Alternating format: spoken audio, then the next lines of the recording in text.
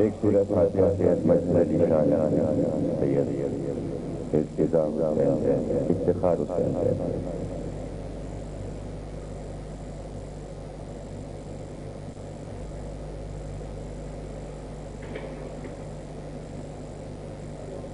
بسم اللہ الرحمن الرحیم۔ تمام تعریفیں اللہ کے لیے، درود اور سلام محمد اور آل محمد۔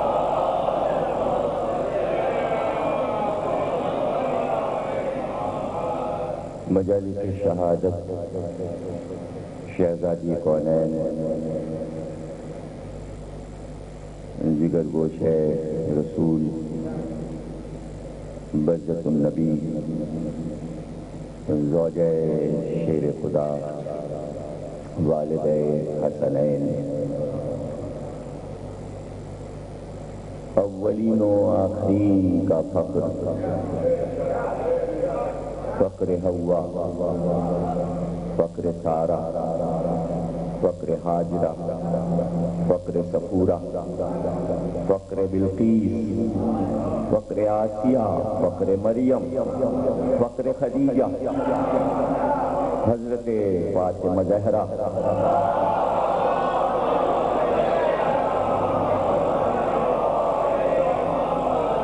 بطول عذرا، طاہرہ طیبہ، شاہدہ زاہدہ، صادقہ صدیقہ، راضیہ مرضیہ، حسن، ام الحسن، ام الحسین، ام السبتین، ام المحسن، ام الکتاب، ام الخیر، ام العلوم، ام الائمہ،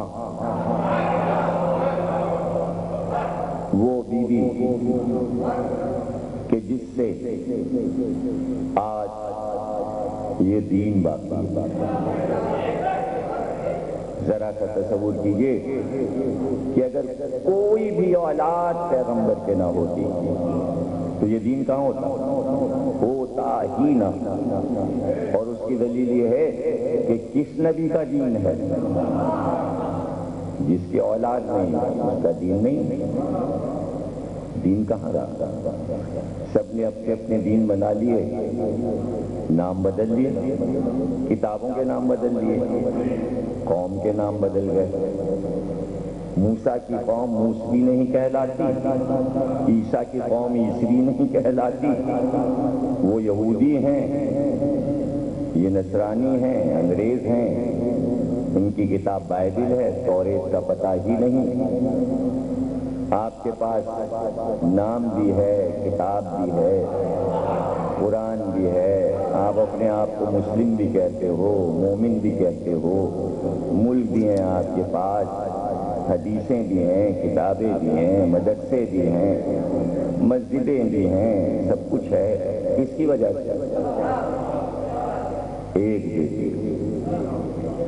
ایک بیٹی۔ اب یہ کہ خطابت کی دنیا اور ہے، مجلسوں کی دنیا اور ہے، کتابوں کی دنیا اور ہے، حدیثوں کی دنیا اور ہے، تاریخ کی دنیا اور ہے۔ وہاں کچھ اور بحثیں ہیں، یہاں کچھ اور گفتگو ہے، وہاں کچھ اور باتیں ہیں۔ وہاں یہ باتیں ہیں کہ بھئی رسول کی جو بیویاں تھیں انہوں نے حدیثیں بیان کیں تو دین رہ گیا، اور کتابیں کہتی جناب سیدہ اس طرح محدثہ نہیں تھیں جیسے رسول کی بیویاں تھیں، تو دین ان سے باقی ہے۔ یہ تو بس اولاد ہے۔ تو یہاں دیکھنا یہ ہے کہ جس پہ قرآن اتر رہا ہو اسے حدیث بیان کرنے کی کیا ضرورت ہے؟ جس پہ ملک آ رہا ہو اسے حدیث بیان کرنا ہے۔ یعنی ایک دو جملوں میں میں تاریخ کے سوالات کے جوابات دیتے ہوئے آگے بڑھ جاؤں کہ لوگ صدیاں گزر جائیں گی، جناب سیدہ کی معرفت حاصل کرنا کوئی آسان نہیں ہے۔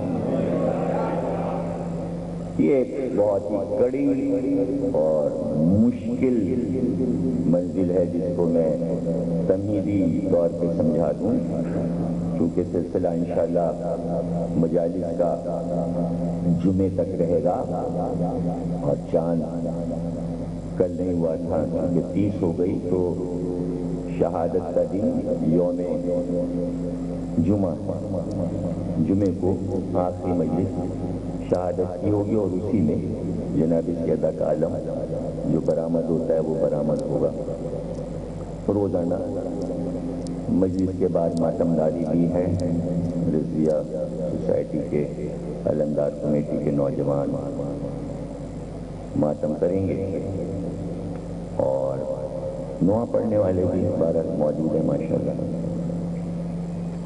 تو تعزیت پوری کر کے ماتم کر کے جایا کیجیے، اس لیے کہ یہ ماتم اور یہ مجلس اس لیے ہے کہ اسلام میں عزاداری کی بانی ہے جناب سیدہ۔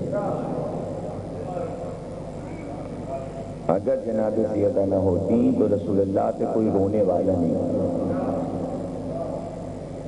اتنے بڑے نبی جو 1,24,000 کا فخر تھے، ان کا جنازہ سونا رہ جاتا، اس لیے کہ امت رونے کو تیار نہیں تھی، اس لیے کہ وہ بندرباٹ میں تیاریوں میں لگی ہوئی تھی، تو ان کو تو چیزیں چاہیے تھیں، جگہ چاہیے تھی، اقتدار چاہیے تھا، انہیں رونے دھونے سے یا دفن و کفن سے کوئی واسطہ نہیں۔ مرکزیت جناب سیدہ نے دے دی کہ گھر ہے نبی کا۔ دیکھیے اگر جناب سیدہ نہ ہوتی، لوگ کہتے نبی کا کوئی گھر ہی نہیں تھا۔ جب قبضے ہی ہو رہے تھے تو سب اپنے اپنے گھروں پہ قبضہ کر کے بیویاں بیٹھ جاتی، یہ ہمارا گھر، یہ ہمارا۔ ہوا یہی کہ ہر ایک نے اپنا پلاٹ لے لیا، کسی نے یہ نہ کہا کہ میں رسول کے گھر میں رہ رہی ہوں، یہ میرا ہے، یہ میرا ہے، یہ میرا ہے۔ صرف سیدہ نے کہا یہ ہے رسول کا گھر، یہ ہے یہاں ملک آتا، یہاں وہی آتا، تو باقی رکھا، نام و نشان کو باقی رکھا۔ تو تاریخ نے مختلف قسم کی بحثیں اٹھا دیں، پردے پڑ گئے، اس کی وجہ سے مسلمان جو حق تھا معرفت حاصل کرنے کا وہ نہیں حاصل کر سکے۔ بس زیادہ سے زیادہ یہ کہ پیغمبر کی بیٹی ہیں، تمام کروڑوں مسلمان انہیں خاتون جنت کے نام سے یاد کرتے ہیں۔ چلیے بڑا کرم کیا کہ یہ لقب علاوہ شیعوں کے یہ لقب آیا ہے خاتون جنت، خاتون محشر، کہ یہی مان لیا کہ جنت کی سردار ہیں، وہ شفاعت کی منزل پر ہوں گی، یہ تمام مسلمانوں نے مان لیا۔ لیکن جو کٹر ہیں، جو دشمن علی ہیں، وہ مسلمان کہ جنہیں آپ خارجی کہیے اور ناستی کہیے، وہ یہ سب ماننے کو تیار ہے، وہ تو نام ہی لینے کو نہیں تیار۔ اہل بیت کا تو ذکر ہی نہیں کرنا چاہتے، نام یعنی احتیاط برتتے ہیں کہ کہیں غلطی سے منہ سے نام نہ نکل جائے، اور اس کی ٹریننگ دی گئی ہے، اور یہ ٹریننگ عام طور سے زیادہ پاکستان میں ہوئی ہے۔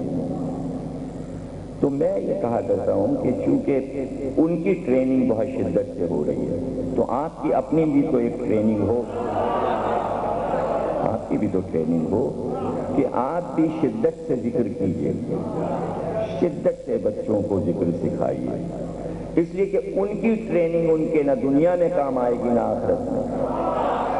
آپ جو ٹریننگ اپنے بچے کو دو گے وہ یہاں بھی کام آئے گی اور وہاں بھی کام آئے گی، اس لیے کہ وہ نقصان میں جا رہے ہیں۔ وَلَسْتَيْنَ الْإِنسَانَ لَفِي خُسْرٍ، وہ خسارے میں ہے، وہ اپنا کام کر کے خسارے میں ہیں اور کسی کا نقصان اٹھا رہے ہیں۔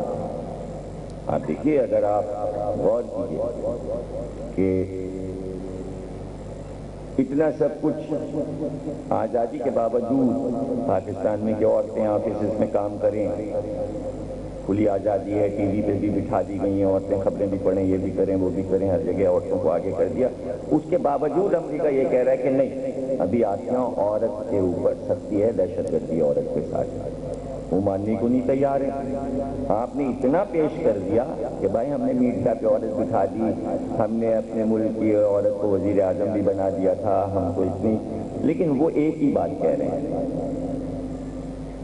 کہ آپ عورت پہ سختی کرتے ہو، اور جو انہوں نے دفعہ دہشت گردی کی لگائی ہوئی ہے پاکستان پہ، اس میں جو لکھ کر انہوں نے فہرست دی ہے، اس فہرست میں اقوام متحدہ میں یہ درج ہے کہ جو دہشت گرد ملک ہیں وہاں عورتوں کے ساتھ دہشت گردی ہوتی ہے اور اسے ختم کیا جائے۔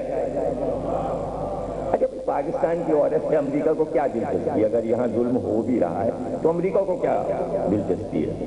نہیں، آپ اس پہ غور کیجیے۔ اچھا، ایران میں اگر پردے میں عورت بیٹھی تو امریکہ کا اس سے کیا؟ یعنی اگر مسلمان افغانستان میں عورت کو گولی مارتا ہے اور اس کو پردے میں رکھتا ہے اور باہر نہیں نکلے تو امریکہ کو کیا دلچسپی کہ ان کو آزادی دی جائے؟ یہ کون سا مطالبہ ہے امریکہ کا؟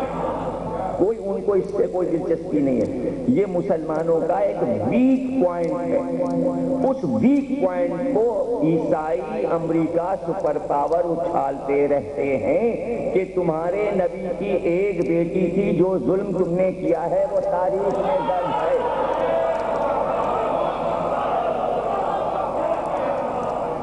قرآن میں تو تم یہ کہہ رہے ہو کہ عورت کے حقوق اللہ نے دیے ہیں، فقہ میں کہہ رہے ہو، شریعت میں کہہ رہے ہو، لیکن عملی طور پر تم ظلم عورت پہ کر چکے، یعنی تمہاری فطرت میں داخل ہو چکا۔ اب لاکھ تم اس کا ازالہ کرتے رہو قیامت تک، جو ہونا تھا وہ ہو چکا، وہ داغ نہیں دھلے گا۔ اچھا، اب جب ایک غلطی ہو جاتی ہے تو پھر وہ غلطی مسلسل ہوتی ہے۔ رسول اللہ کو یہ معلوم تھا کہ اگر تم سے یہ غلطی ہو گئی کہ جو تم ایام جہالت میں اور جاہلیت میں کر رہے تھے کہ تم لڑکیوں کو دفن کرتے تھے اور بچیوں کی عزت نہیں کرتے تھے، ہم تمہیں اس منزل پہ لا رہے ہیں کہ اگر تمہیں ورڈ میں ہر انسان کے ساتھ کھڑے ہونا ہے تو تمہیں ورڈ کو دکھانا ہے کہ ہم عورت کا احترام کرتے ہیں۔ اس لیے ٹریننگ کروائی ایک بیٹی مانگ کے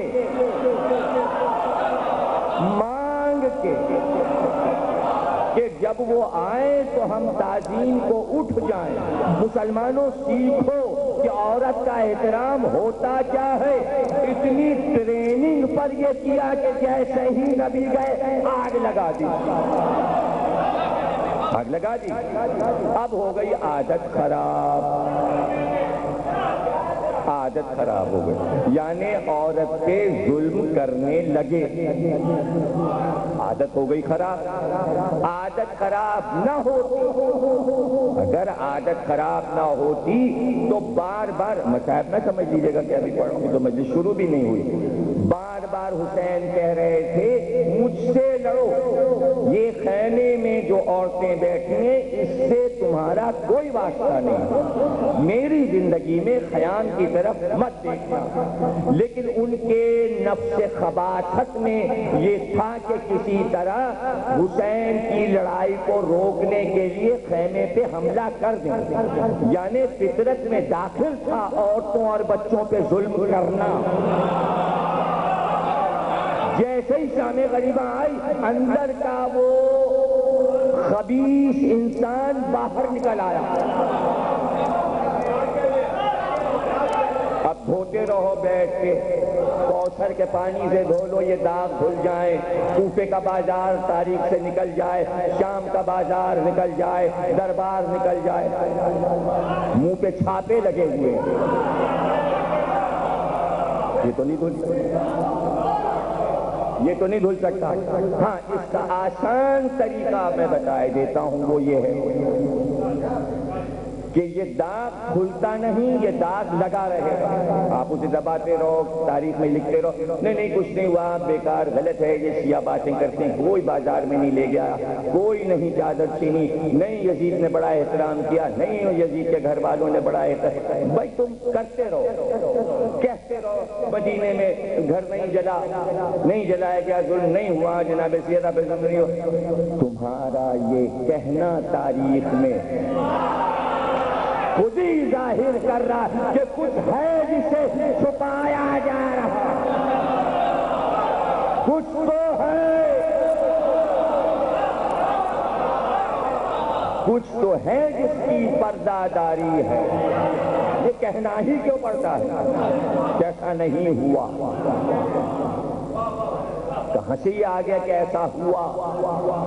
بڑا اچھا ہوتا کہ ایسا نہ ہوتا، ایسا نہ ہوتا. لیکن کوئی کسر نہیں چھوڑی. جناب سید نے کہا کہ بھائی ابو بکر یہ بتا، جب تو مرے گا تو تیری جائیداد کس کو ملے گی؟ کہا میرے بچوں کو ملے گی. کہا تو مرے تو تیری جائیداد تیرے بچوں کو ملے اور سیدہ اپنے باپ کا حق نہ پائے. دیکھیے یہ قانونی گفتگو ہے عدالت کی، قانونی، نہ اس میں تبرہ ہے، نہ کسی پر ظلم ہو رہا ہے، نہ کسی کو برا کہا جا رہا ہے، کلیئر بات ہو رہی ہے. بھائی تم مرو گے، تمہارا سامان کس کو ملے گا؟ کہا ہمارے بچوں کو. کیوں ملے گا؟ کیوں ملے گا؟ کہہ دیتے نہیں ہم تو کچھ چھوڑیں گے نہیں، ہم سب خیرات کر دیں گے، فقیروں کو دے دیں گے، بچوں کے لیے کچھ چھوڑیں گے نہیں. فطرت نے کہلوایا، بچے سن رہے تھے. اگر یہ کہہ دیتے کہ میرے بعد سب بانٹ دیا جائے، بچوں کو نہ دیا جائے، تو رات ہی بچے دبا جائیں.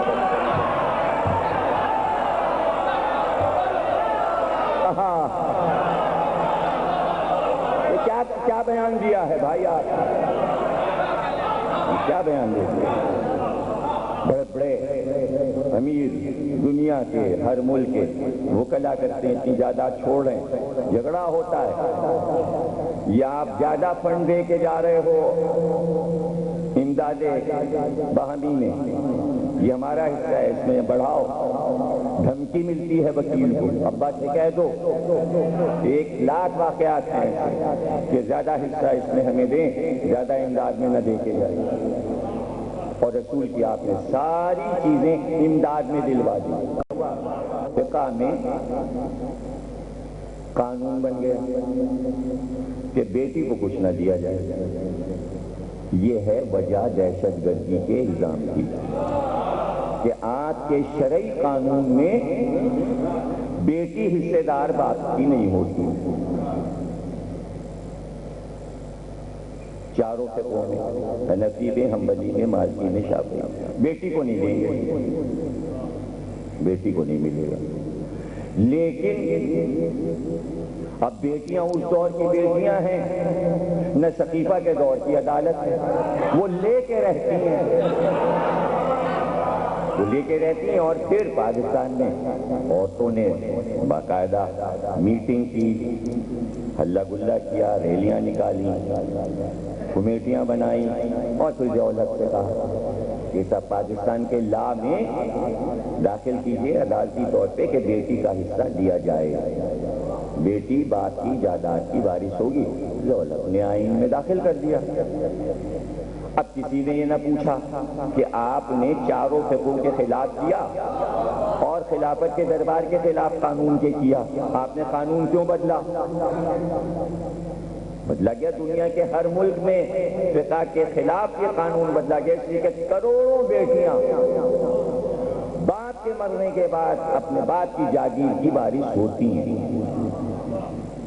تو یہ کروڑوں عورتیں جنہوں نے مطالبہ کیا اور جنہوں نے اپنے اپنے باپ کی جائیداد پائی، حکیم سید مرے، ایک ہی بیٹی راجدہ، تو یہ کروڑوں کی چھوڑ کے مرے جائیداد.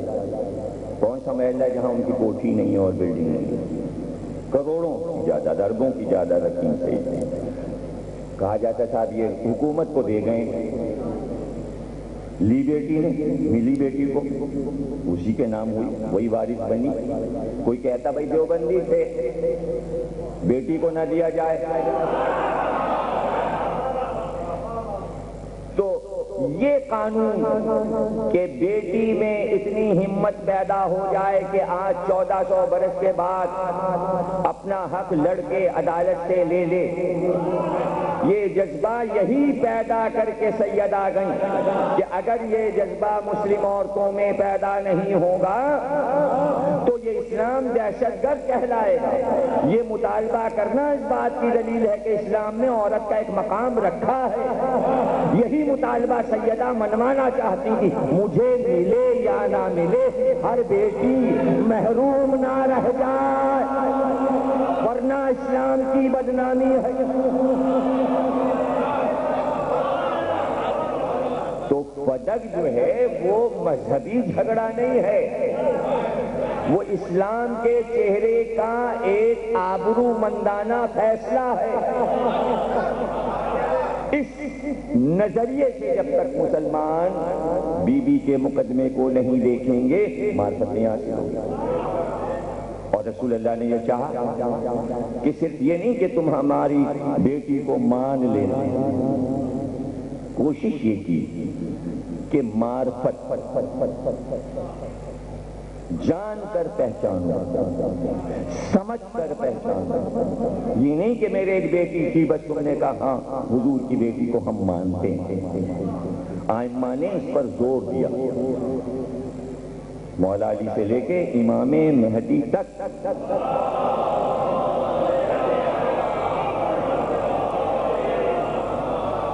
ہر امام نے پوری زندگی یہ کوشش کی، اور یہ نہیں کہ عوام سے کہا ہو، جو دوست قریبی جن کا امتحان لے لیا نفس کا کہ یہ ہماری حدیث کا بار اٹھا سکتے ہیں، ذہن دیکھا، عقل دیکھی، فکر دیکھی، حافظہ دیکھا، اور پھر ان کو قریب بلا کر کہا اب ہم تمہیں بتائیں کہ سیدہ کی معرفت کے بغیر دین کا کوئی عمل کام نہیں آئے گا۔ اور اتنی بڑی بات کہہ دی اہمیت سمجھانے کے لیے کہ سنو، تم تو مومن ہو، تمہارا ایمان پختہ نہیں ہوگا بغیر معرفت سیدہ کے۔ ہم امام ہیں، دنیا کے ہادی ہیں، ہماری امامت کامل نہیں ہوتی جب تک ہم سیدہ کی معرفت نہ حاصل کر لیں۔ ہر امام اپنے بیٹے کو وصیت کر کے جاتا تھا کہ بیٹا پوری زندگی میں اپنی دادی کی معرفت حاصل کرتے رہنا تاکہ تمہاری امامت کا چاند کامل ہوتا رہے۔ تو جب امام کو حکم دیتا ہے کہ اس بی بی کی معرفت حاصل کرو، تو ہمارا آپ کا فریضہ ہے کہ ہم اپنے بچوں کو، اپنے بھائیوں کو، اپنے دوستوں کو یہ بات سمجھائیں کہ معرفت حاصل کی جائے۔ اس میں راز ہے، اس ذکر میں، ان مجالس میں، ان دنوں میں راز ہے۔ لیکن محرم کی مجلسیں راز نہیں ہیں، وہ احتجاج ہے، وہ پیغام ہے، وہ تبلیغ ہے۔ یہ مجلسیں نہ تبلیغ ہیں، نہ احتجاج ہیں، یہ کچھ بھی نہیں ہے۔ یہ صرف راز کا ایک بڑا وسیلہ ہے۔ یہ مجلس جن کو رازوں سے دلچسپی ہے کہ راز الہی کیا ہیں، راز نبوت کیا ہے، وہ آ کے بیٹھیں گے، جب تک کہ وہ والا کورس پورا نہیں ہو جائے گا اس میں تو داخلہ وہ لے ہی نہیں سکتا۔ اس یونیورسٹی میں داخلے کی شرائط وہ فارم لے کے آپ کے پاس آئے گا نہیں آئے گا، اور آ بھی رہا ہوگا اگر ایسا غیر معرف تو راستے سے ہی اس کو بھٹکا کے شیطان واپس لے جائے گا۔ وہاں نہ جانا، وہاں نہیں جانا۔ اب جو آ گیا تو وہ گویا راستے سے نفس سے کشتی لڑتا ہوا یہاں تک پہنچا ہے، کئی آگ کے دریا پار کیے ہیں تب پہنچا ہے، اس نے جہاد کیا ہے یہاں تک پہنچنے کے لیے، اس لیے کہ یہاں پر پہنچنا آسان نہیں ہے، بہت مشکل منزل، بی بی تک پہنچنا، ان کے ذکر تک پہنچنا۔ ایک کتاب آئی ہے دعائے عمیر پہ، اتنی موٹی بک رہی بازار میں، تو کسی شیعی نے لکھی ہے، وہ اس کا پیش لفظ پڑھی ہے، اس میں لکھا ہے کہ آج کل پاکستان میں شیعوں نے جناب سیدہ کی مجلسیں بڑھا دی ہیں، سال بہ سال بڑا ذکر کرنے لگے ہیں جناب سیدہ۔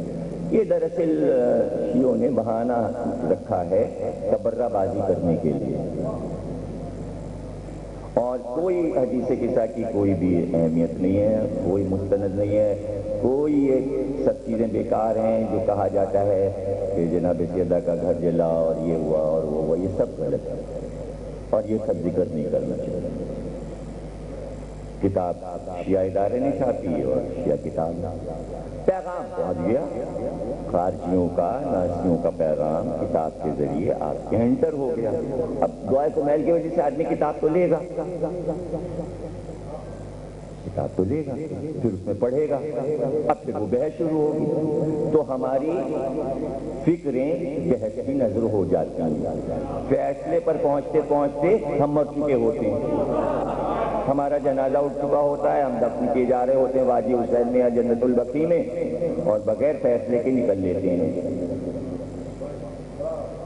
اتنی کٹھن منزل ہے کہ جہاں آپ اپنے آپ کو آمادہ کر لیں بی بی کا ذکر سننے کے لیے، کیونکہ یہ آج پہلی اور تمہیدی تقریر ہے، اس سے کچھ مسائل سمجھاتے ہوئے گزر رہے ہیں کہ نہ 60,000 حدیثیں بی بی نے بیان کی ہیں، کیا ضرورت ہے ان حدیثوں پر جن حدیثوں پہ مسلمانوں نے آج تک عمل ہی نہیں کیا؟ اگر وہ بیان بھی کیے ہیں حضرت عائشہ نے تو وہ کس کام آئی مسلمان؟ کہاں کام آئی؟ وہ 60,000 حدیثیں جو حضرت عائشہ ام المومنین کہہ رہی ہیں، اس میں ایک حدیث یہ بھی ہے کہ میں نے دنیا میں کسی کو رسول سے اتنے مشابہ نہیں دیکھا جتنی سیدہ تھی، چال میں، ڈھال میں، رفتار میں، بات چیت میں، بیٹھک میں، اٹھنے میں، چلنے میں، پھرنے میں، رخ موڑنے میں، ہر طرح سے ہر طرف پہ رسول لگتی تھی۔ مانو مانو مانو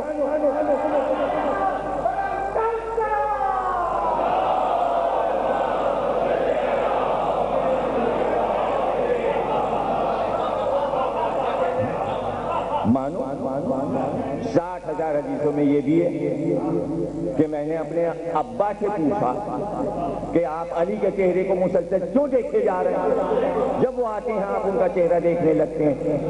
کہا بیٹی بات یہ رسول اللہ نے فرمایا علی کا چہرہ دیکھنا عبادت ہے۔ مانو یہاں تو تم شرک کے نعرے لگا رہے ہو، اس میں شرک، اس میں شرک، اس میں شرک، اور جس کی 60,000 حدیثیں کہہ رہے ہو، جس کے دین پہ چل رہے ہو، جس کی بتائی ہوئی حدیثوں پہ، وہ یہ کہہ رہی ہے عبادت کچھ اور نہیں ہے علی کو دیکھنا۔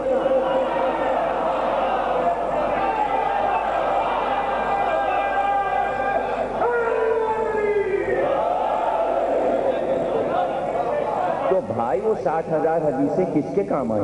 مانا کہاں مسلمانوں نے؟ 60,000 میں سے ایک بھی نہیں مانتے، لکھ کے کیو ٹی وی پہ آ جاتی ہے، بس کمپیوٹر آ گیا، کمپیوٹر سے کمپوز ہو گئی، وہ آ گئی فوراً، دیر کتنی لگتی ہے، کھٹ کھٹ کھٹ کھٹ یہ حدیث آ گئی۔ کتنوں نے پڑھا، کس نے پوری، وہ پڑھنے سے پہلے ہی غائب ہو جاتی ہے پردے سے، ہر ایک اتنی اسپیڈ سے تھوڑی پڑھتا بھائی، ہر ایک نہیں اتنی جلدی پڑھ پاتا، روکیے تو 10-15 منٹ اس کو۔ اور پھر بخاری کون خرید رہا ہے اور مسلم کون خرید رہا ہے؟ مسئلہ تو یہ ہے کہ آپ کو نہ کتاب دیکھنا پڑے، موٹی موٹی کتابیں لینی پڑیں، نہ آپ کو ٹی وی پہ تلاش کرنا پڑے، نہ اخبار میں دیکھنا پڑے، آپ کے کانوں تک وہ پیغام کسی طرح پہنچ جائے جو رسول اللہ چاہتے تھے۔ سوا مجلس کے یہ کام کس نے؟ اب یہاں پر آپ تاریخی بحث میں جب آئیں گے تو ساری خدمات ابو ہریرہ کی ایک طرف، امت کی خدمات حدیث و قرآن اور تفسیر سب ایک طرف۔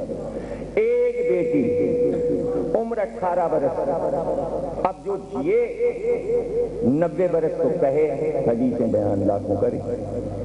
اس بی بی کو کوئی 60 برس تھوڑی جینا ہے۔ یہ قدرت کا نظام ہے کہ ہمارے امام سٹیاتے نہیں، معصومین کو اتنی عمریں دینے کی ضرورت ہی نہیں ہے۔ 100 برس میں جو انسان کام کرتا ہے وہ 1 برس میں کر دیتی ہے۔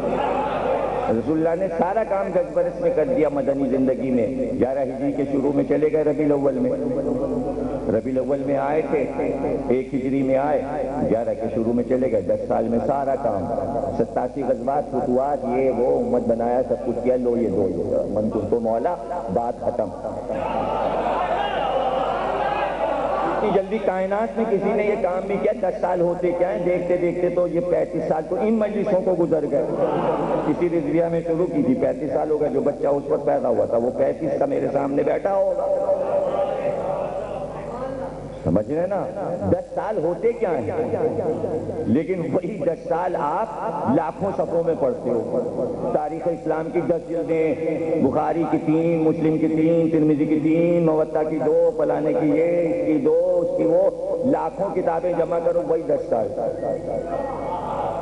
10 سال نبی کے کروڑوں صفحوں پہ آ گئے، تو سیدہ کے 18 برس اربوں صفحوں پر آ گئے، مگر پورے نہیں ہوئے، کامل نہیں ہوئے۔ کچھ نہیں بات کی، کسی سے کچھ نہیں کہا۔ امت اس قابل تھی کہ جناب سیدہ اس امت سے حدیثیں بیان کرتی ہیں؟ کیا بات کرتے ہیں! ارے بھائی وہ تو امت سے خوشی نہیں تھی تو امت کو حدیثیں کیا سناتی ہیں؟ آؤ آؤ آؤ سب لوگ جمع ہو جاؤ، میں دروازے پہ کھڑے ہو کے تمہیں بہت ساری حدیثیں سنا رہی ہوں، لکھو۔ تم اس قابل ہو کہ تمہیں حدیثیں لکھائی جائیں، تمہیں منہ لگایا جائے؟ ارے جو امت کے بڑے سرغنہ تھے جب وہ آئے تو منہ پہ، تو امت کیا چیز ہے؟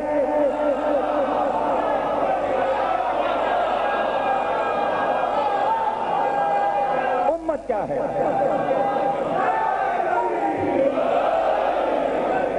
اور بات وہی حدیث کی آئے ہو تو لو سن لو حدیث۔ تم نے اسی منبر پر، اسی مسجد میں میرے باپ سے لاکھوں حدیثیں ابو ہریرہ سنا گیا، لاکھوں کسی اور نے سنا، کسی نے یہ بھی کہا میرے باپ نے مجھ سے کہا۔ یہ تو کائنات میں ایک ہی ہے، بیچ میں راوی نہیں ہے۔ اور حوالہ دیا کہ تم نے سنا میرے باپ سے کہ جس نے فاطمہ کو اذیت دی۔ کہاں سنا؟ یاد ہے؟ کہا تو جب یاد ہے تو آج میں اسی حدیث کو دوہرائے دیتی ہوں کہ حضور نے فرمایا، میرے باپ نے فرمایا، جس نے فاطمہ کو اذیت دی اس نے مجھ کو اذیت دی، جس نے مجھے اذیت دی اللہ کو اذیت دی، جس نے اللہ کو اذیت دی۔ قرآن میں آیت آ گئی، جس نے اللہ کو اذیت دی اس کا انجام بتا دیا گیا۔ جب اقرار کرا لیا سنا ہے، کہاں سنا ہے؟ کہا تو بس تم نے مجھے اذیت دی، بات ہی ختم ہو گئی۔ کیا بات ختم ہو گئی؟ تم نے مجھے اذیت دی۔ ابو الحسن معافی دلا دیجیے۔ کہا ہم کیا کر سکتے ہیں، تمہاری تو ڈائریکٹ بات ہو گئی، اب میں اس میں کیا کر سکتا ہوں؟ علی بیچ میں بولی نہیں تھا چلو ہم پردہ ڈالے دیتے، تم خود ہی بات کر لو۔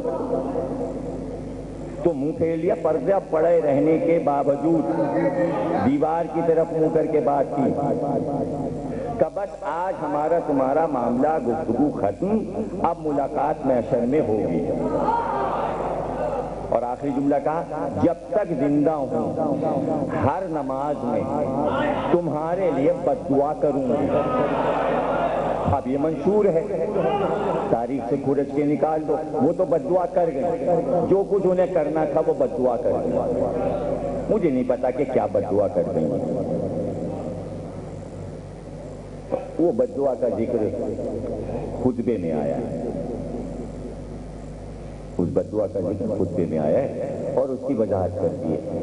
آج تم جو کر رہے ہو یہ علی کی خلافت اس وقت زخمی ناقہ ہے،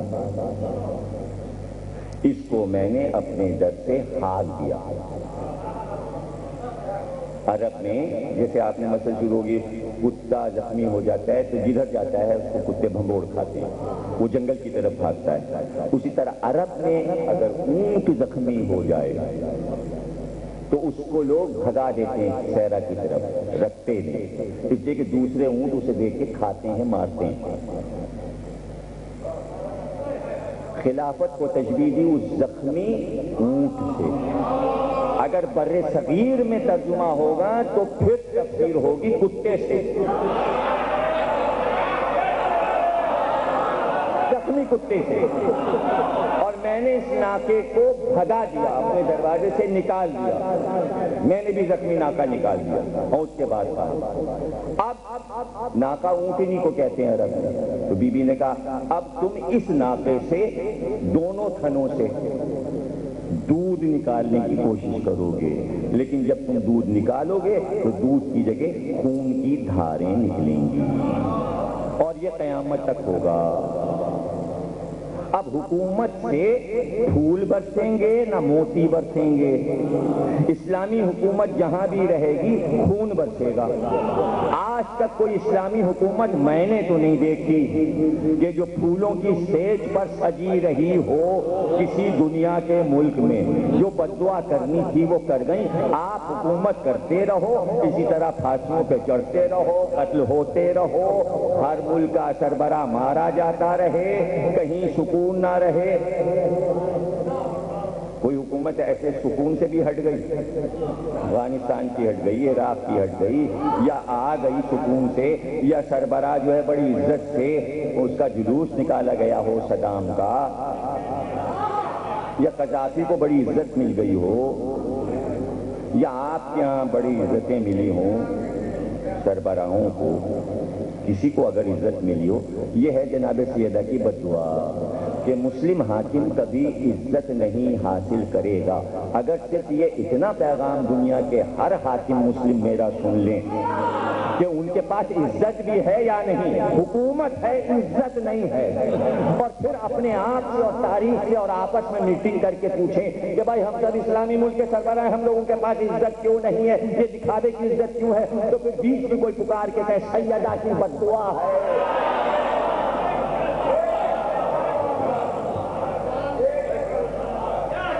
اب وہ تو کر چکی نا بد دعا۔ اب آپ کا دل اگر بددل ہو رہا ہے اور آپ کا دل یہ چاہ رہا ہے کاش انہیں عزتیں مل جائیں، تو وہ 1400 برس واپس نہیں آئیں گے کہ آپ بی بی سے جا کے کوئی انہیں معاف کر دیجئے۔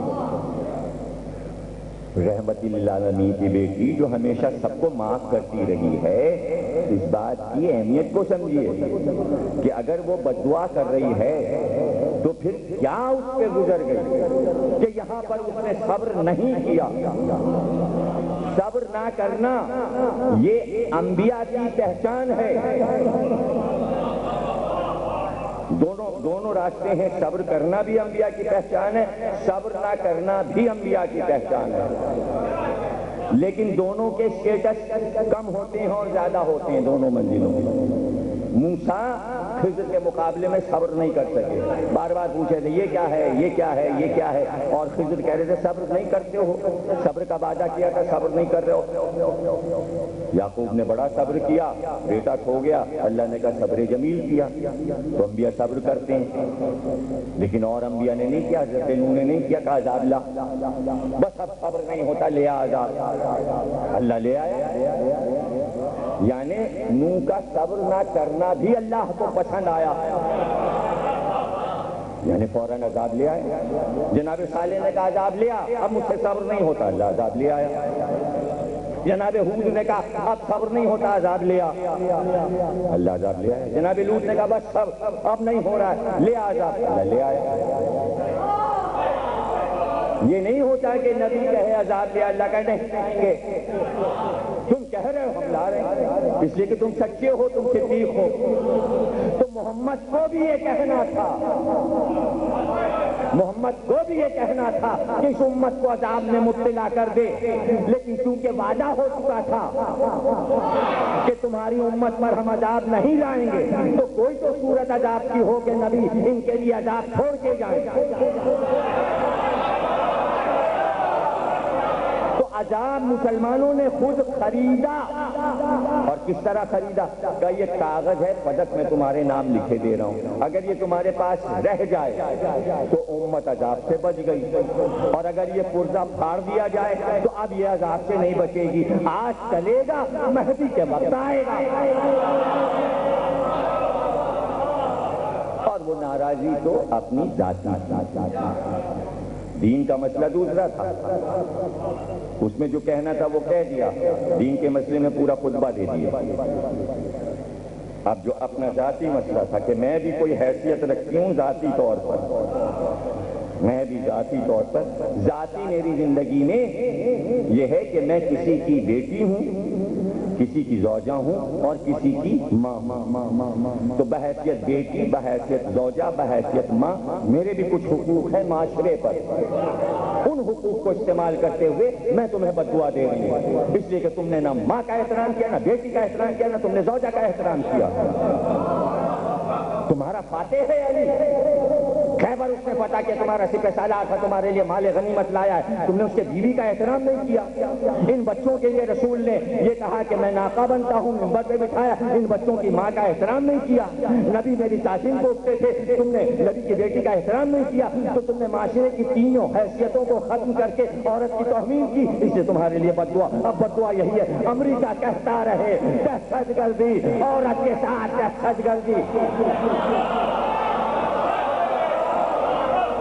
اب تم لپیٹتے رہو، لپیٹتے رہو، لپیٹتے رہو، تم اپنا داغ دھوتے رہو. کسی میں صدیاں گزر جائیں گی اسی طرح. ابھی بھی نے یہی کہا تھا، اچھا میں تو گھر جا رہی ہوں، یہ کارواں، یہ کارواں، اس کا نام کارواں رکھا. کہا وہ تو جب رسول کے منہ پہ چادر ڈالی گئی تو پردے کے پیچھے سے شیطان نے آواز دیا، آؤ آؤ.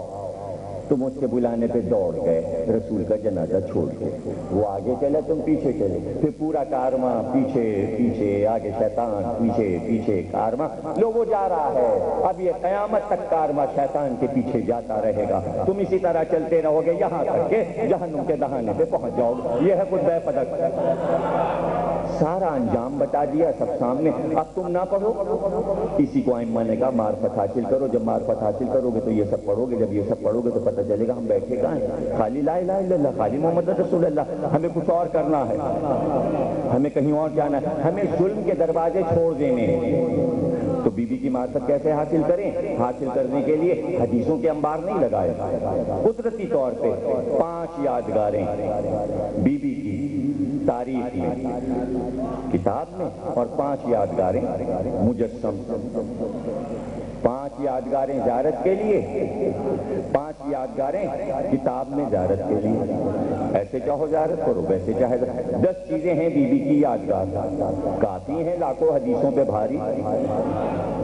تقریر ختم ہو گئی اور اس کے آخر میں آپ کو یہ چیزیں سنا دوں کہ یہ 10 چیزیں کون سی. جب آپ زیارت پہ گئے تو آپ کو 10 مقامات بی بی سے متعلق ملیں گے. ایک تو آپ جب مسجد نبوی میں جائیں گے تو اسی دروازے سے جسے باب جبریل کہتے ہیں داخل ہوئے، یہ حجرہ سیدہ ہے، گویا گھر میں بی بی کے آ گئے، داخل ہو گئے. اب آپ زری کا آدھا حصہ جو ہے وہ سیدہ کا گھر، اتنی بڑی زری ہے، 3 آدمی اس میں تو 50 آ جائیں، اتنی بڑی زری بنی ہوئی. کیوں؟ اس لیے کہ اس میں بی بی کا گھر بھی ملا لیا تھا خلافت عثمانی نے. اس لیے کہ جیسے قبر پاک ہے ویسے زہرا کا گھر بھی پاک ہے، اس لیے کہ وہاں وہی آتی ہے اور وہی در جبریل ہے. تو سیدہ کا گھر یادگار زری کے اندر. ایک یادگار میں، پھر دوسری یادگار آپ جنت البقیع میں گئے، زیارت پڑی بی بی کی، دوسری یادگار، پھر جب آپ جنگ احد جائیں گے میدان کی زیارت کرنے تو راستے میں جب آدھا راستہ ہو جائے گا تو ایک چھوٹی سی مسجد سڑک کے کنارے آئے گی، اس کا نام ہے مسجد فاطمہ۔ اس کی کیا وجہ ہے؟ جو بنی ہوئی ہے، چھوٹی سی ہے، توڑ پھوڑ دی ہے، لیکن وہ بنی ہوئی ہے، بہرحال ابھی تک تو بنی ہوئی ہے۔ وہ اس لیے کہ منگل اور جمعرات ہفتے میں 2 دن جناب سید احد بہت دور ہے مدینے سے، لیکن آپ ہفتے میں 2 بار جناب حمزہ کی زیارت کرنے قبر پہ جاتی تھیں پیدل، مدینے سے احد کے میدان بنی ہاشم کی عورتوں کنیزوں کو لے کر چچا کی قبر کی زیارت کو جاتی۔ تو جب راستہ چونکہ بہت لمبا تھا اور پیدل چلنا ہوتا تھا تو یہ رسول اللہ نے آدھے راستے پہ مسجد بنوا دی کہ یہاں پر تھک کر بیٹھنے کے لیے، تاکہ فاطمہ یہاں بیٹھیں اور پھر دوبارہ یہاں سے چلے جائیں۔ جبکہ فرمائش ہوتی تھی کہ سواری پہ چلیے، ناقے پہ چلیے، لیکن بی بی پیدل جاتی اور بی بی کی وجہ سے پھر سب کو پیدل چلنا پڑتا تھا۔ تو جہاں پہ بیٹھتی تھی وہاں پر ایک مسجد فاطمہ کے نام سے بن گئی۔ 3 ہو گئی یہ یادگاریں۔ اب اس کے بعد چوتھی یادگار خندق کے میدان میں، چونکہ جناب سیدہ بھی رسول اللہ کے ساتھ گئی تھی اور ان کا خیمہ رسول اللہ کے خیمے کے ساتھ ہی لگا، تو ایک مسجد وہاں پر مسجد فاطمہ احزاب کے میدان میں، 4 ہو گئی۔ 5ویں چیز بی بی کی جو یادگار ہے وہ ہے مسجد مباہلہ، کہ جس جگہ پر مباہلہ ہوا تھا وہاں پر بھی ایک مسجد تعمیر کر دی گئی مدینے میں، مدینے سے باہر وہ مسجد اب تک بنی ہوئی ہے۔ اس کے علاوہ جو یادگاریں تھیں وہ لوگوں کو ڈھونڈنے سے نہیں ملتی، مثلا یہودی کے گھر جو شادی میں گئی تھی بی بی، تو وہ مکان بھی مدینے میں موجود ہے، لیکن وہاں ایک بہت بڑی کوٹھی بن گئی ہے، لیکن جگہ کا لوگوں کو معلوم ہے نقشے کے اعتبار سے کہ یہ وہ جگہ ہے جہاں بی بی تشریف لائی تھی۔ تو اب یادگاریں تو سعودی عرب نے مٹا دی، مثلا جیسے ابھی جو کربلا کا جو قافلہ واپس آیا تھا جناب سید سجاد نے مدینے کے باہر جو قافلہ ٹھہرایا تھا جس جگہ، وہاں پر بھی ایک مسجد بنی ہوئی تھی۔ اس سال ابھی حال میں اسی پچھلے مہینے میں اس مسجد کو توڑا ہے اور وہاں جہاں قافلہ ٹھہرا تھا اس پورے علاقے کو قبضے میں لے کے نئی کالونی بن رہی ہے۔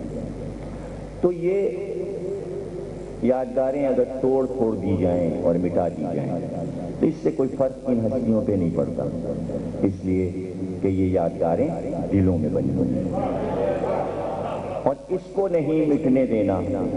تو وہ 5 یادگاریں جو ہمارے دل میں ہیں، جو ہر وقت ہمارے سینے سے لگی رہتی ہیں، ظاہر ہے خان نہ روضہ رسول پہ پہنچ سکتے ہیں، نہ قبر پہ پہنچ سکتے ہیں، نہ مسجد مباہلہ میں پہنچ سکتے ہیں، تو وہ 5 چیزیں جو ہمارے پاس ہمارے سینے سے لگی ہیں وہ 5 ہم گنوائے دیتے ہیں۔ اس میں ایک جناب سیدہ کی نماز ہے جو مفاتیح میں موجود ہے، کڑا وقت کوئی پڑ جائے، مصیبت کا وقت، وہ نماز پڑھ لو، کوئی ایسی زیادہ مشکل نماز نہیں ہے، تھوڑی سی شرائط ہیں، سفید کپڑے ہوں، آستین کے بٹن کھلے ہوں، گریبان کے بٹن کھلے ہوں، جگہ ایسی ہو جہاں تمہیں کوئی دیکھ نہ رہا ہو، حجرے کا وہ مقام ہو کہ جہاں کوئی آ نہ رہا ہو، یا چھت پر کوئی ایسا مقام یا صحرا میں وہ مقام، زمین پر زمین سے لپٹ کر 2 رکعت نماز ہے۔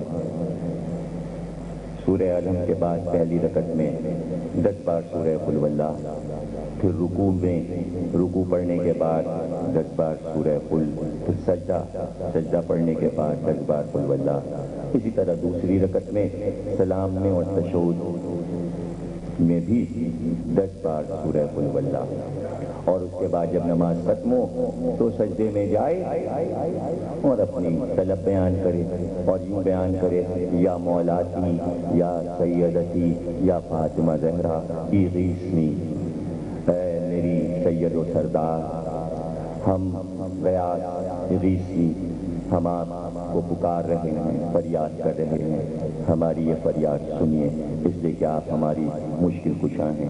اور اس کے بعد جب سر اٹھائے تو 110 بار پھر بی بی کا نام لے کر یہی جملہ دہرائے، یا مولاتی یا سیدتی یا فاطمہ زہرا اغیثنی، تسبیح فاطمہ پڑھے اور ابھی ہٹے گا نہیں نماز کی جگہ سے کہ جو طلب کیا تھا اس کی خبر آئے گی۔ اب یہ تو ہمارے سینے سے لگی ہوئی ہے چیز ہے نا، یہ ہمارے سینے سے لگی ہوئی ہے۔ مفاتی میں یہ نماز ہے، اور تمام بڑے بڑے آیت اللہ عظما جو گزرے ہیں، آیت اللہ کوئی، آیت اللہ خمینی، گل پائگانی، آغا خانی، آغا مرزا، آغا شیرازی، ان سب نے، آقا بروجردی بہت تاکید فرماتے تھے کہ پکارو اگر تمہاری بہت ہی کوئی طلب ہے بارگاہ الہی میں تو تڑپ کر پکارو نبی کی بیٹی کو، پکارو صدا دو، اس لیے کہ وہ واحد خاتون ہے کائنات میں کہ جس کا نام آتے ہی اللہ ہر انسان کی تقدیر بدل دیتا ہے، چاہے اس کی تقدیر میں کچھ بھی لکھا ہو۔ زہرا وہ ہیں جو تقدیر بدلوا دیتی ہیں، اس لیے ان کا نام ہے لیلۃ القدر، جو مثل شب قدر ہیں، خود شب قدر ہیں جو انسانوں کی تقدیروں کو بدل دیتی ہیں۔ تو یہ تمام علماء ائمہ سے بیان کرتے ہیں۔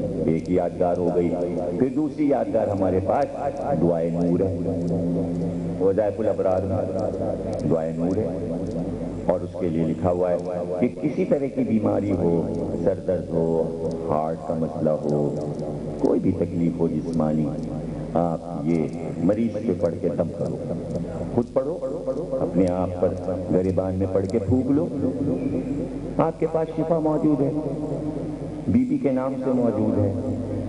اور بی بی عام طور سے خود بتاتی تھی کہ جبریل نے یہ دعا لا کے میرے بابا کو دی کہ یہ سیدہ کو دے دیجئے، اگر سر میں درد ہو تو اس دعا کو پڑھیں، لکھی ہوئی ہے آپ کے پاس وہ شفا ہے۔ دوسری یادگار ہو گئی، تیسری یادگار ہمارے پاس بی بی کی جو ہے وہ حدیث کے ساتھ۔ اب آپ یہ دیکھیے کہ 60,000 حدیثیں ماننے کو تیار ہیں مسلمان ایک عورت سے، اور ایک حدیث نبی کی بیوی بیٹی سے ایک حدیث بیان ہوئی ہے وہ ماننے کو تیار نہیں، اس کو غیر مستند غیر مستند، ارے 60,000 میں سے سب دہرا رہے ہو، یہ بھی وہ بھی وہ بھی وہ بھی، اور ایک برداشت نہیں ہو رہی۔ ایک حدیث بیان کر دی ام سلمہ سے، ام سلمہ نے ابو ذر سے، ابو ذر نے اپنے بیٹے علی سے، پھر جابر سے، جابر نے اپنے بیٹے سے، پھر انہوں نے اپنے بیٹے سے، پھر انہوں نے اپنے بیٹے سے، 32 وسیلوں سے ہوتی ہوئی آقا آیت اللہ مرشی تک پہنچی ان کے کتب خانے میں۔ انہوں نے کہا یہ 32 سلسلوں سے آئی ہے، میرے پاس رکھی ہے، یہ بالکل مستند ترین حدیث ہے۔ کون کہتا ہے کہ غیر مستند ہے؟ اور ہم تو ایک بات کہتے ہیں جس میں جناب سیدہ کا نام آ جائے ہمیں کسی سے پوچھنے کی ضرورت نہیں ہے، ہم کسی کتابی بحث میں پڑھنا چاہتے ہیں، نہ کسی حوالے میں، نہ ہم کسی عالم کے پاس جائیں گے۔ حدیث کیوں شروع ہوتی ہے؟ فرمایا فاطمہ زہرا نے، بس ہمارے لیے یہ سند ہے کہ فرمایا ہے،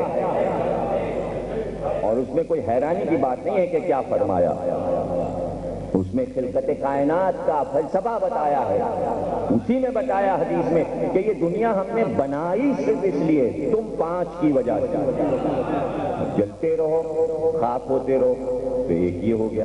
اب اس کے بعد ہمارے پاس ہے جناب سیدہ کی کہانی، یہ حدیث قصہ جتنی مستند ہے اس سے بھی کئی گنا زیادہ یہ کہانی مستند ہے، اس لیے کہ مجلسی نے بہار الانوار میں لکھی ہے، علام الورا میں یہ ہے، اور 5-7 شیعہ سنی کتابوں میں، مناقب شہر عاشور میں، جو مشہور شیعہ سنی کتابیں ہیں سب میں یہ کہانی موجود ہے۔ اب ہم نے اس کا نام کہانی رکھ لیا تو آپ اس کے اوپر بحث کرنے لگ گئے لفظ کہانی پہ، تو ہماری دنیا تو اردو کی دنیا ہے، ہماری دنیا جو ہے وہ اردو کی دنیا ہے۔ آپ تو بڑے عربی پسند ہیں، آپ عربی کا لفظ کہانی کی جگہ لے آؤ، اس لیے کہ کہانی کو عربی میں قصہ کہتے ہیں، قصے کو اردو میں کہانی کہتے ہیں، ترجمہ ہے، یا قصہ کہہ لو یا کہانی کہہ لو، قصہ سیدہ کہہ لو، کہانی نہ کہو۔ اگر کہانی کے لفظ سے چڑ ہے، کہانی کے معنی کیا ہے؟ کہی ہوئی چیز جو کہی گئی، یعنی جو فرمایا گیا۔ قالا، کہانی کے معنی قالا، کہا گیا، کہنا اس سے بنا ہے کہانی۔ اب خواتین نے نام رکھ لیا ہو، مردوں نے رکھ لیا ہو، کسی نے اردو ترجمہ کر لیا، اب اسی پہ مصیبت ہو گئی کہ کہانی کیا ہے، کہانی کیا ہے؟ جو قرآن میں قصص انبیاء کیا ہے، سورہ قصص کیا ہے، قصوں کا سورہ، یعنی کہانیوں کا سورہ. بات ہے بےتکی، یعنی چھوٹی چھوٹی باتوں میں پھنسنے کی ضرورت نہیں ہے. اس کے اندر کیا ہے، اس کی اہمیت کیا ہے، اس کو دیکھنا ہے. اور پھر سب سے بڑی چیز یہ دیکھنی ہے کہ جب وہ ہمیں عطا ہوئی ہے تو اس سے ہمیں فائدے کیا ہوئے. ابو ہریرہ نے 60,000 70,000 حدیثیں بیان کی ہیں.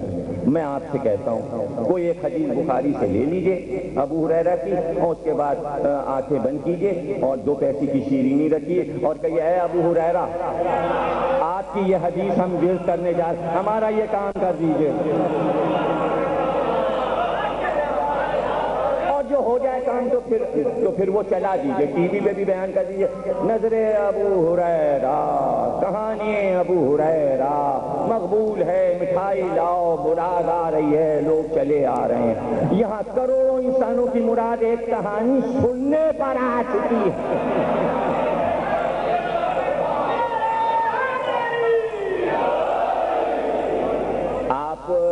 مایوس کیوں کرنا چاہ رہے ہیں انسان کو؟ یعنی آپ مایوسی کی طرف کیوں لے جا رہے ہیں؟ اگر ایک آدمی کا دل اس پر آ رہا ہے کہ ہماری مراد آ جائے تو وہ آپ کام کرنے دیجیے. اس لیے کہ خلقت انسانی کا مقصد یہ کہ انسان کو آرام دے اللہ. آرام یہ ہے کہ اس کی مراد آئے، اس کی دلی خواہش پوری ہو، اور وہ آرام اس کے نفس کو مل رہا ہے مراد مانگ کر. ایک آدمی پریشان ہے، اولاد نگینہ نہیں ہے، ایک کے پاس روزی نہیں ہے، بہت آپ خوش ہو رہے ہیں اس کو دیکھ کے، اچھا ہوا اس کے پاس نوکری نہیں ہے، اچھا ہوا اس کو اللہ نے بیٹا نہیں دیا.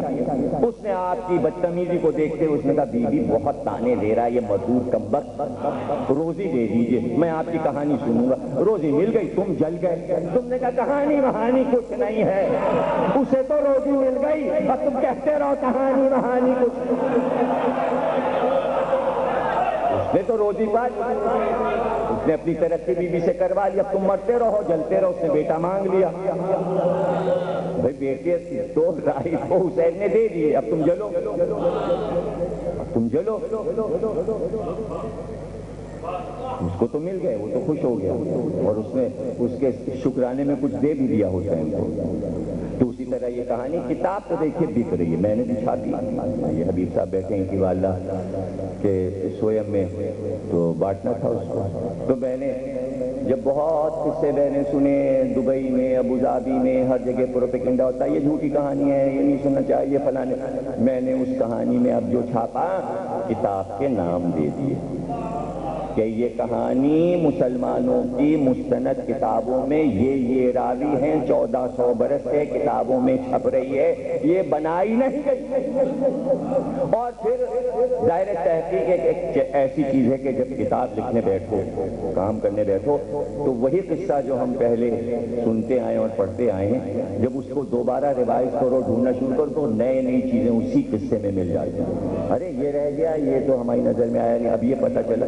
وہی کہانی جو ہم بچپن سے سن رہے تھے، جب تحقیق ہوتے دیکھا تو پتہ چلا کہ صاحب علام الورا جو بڑی زبردست کتاب ہے آیت اللہ کی، انہوں نے ایک عجیب بات لکھی جو کہانی میں سے نکال دی گئی. اس کو میں نے بڑھا دیا، وہ نکالی گئی تھی، میں نے جو چھاپی اس میں بڑھا دی. وہ کیا بات تھی کہ انہوں نے لکھا کہ بھائی جب یہودی کے گھر جناب زیدہ شادی میں گئیں تو بی بی کی شان دیکھ کے ساری یہودی عورتیں ان کے سامنے سجدے میں گر گئیں. یہ سجدہ جو بی بی کو ہوا یہ نکال دیا گیا تھا، میں نے بڑھا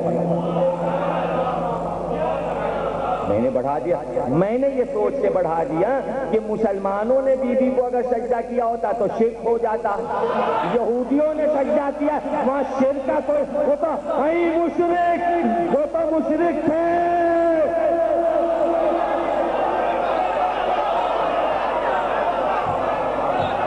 جزاک اللہ، جزاک اللہ، کیا کہنا ماشاءاللہ.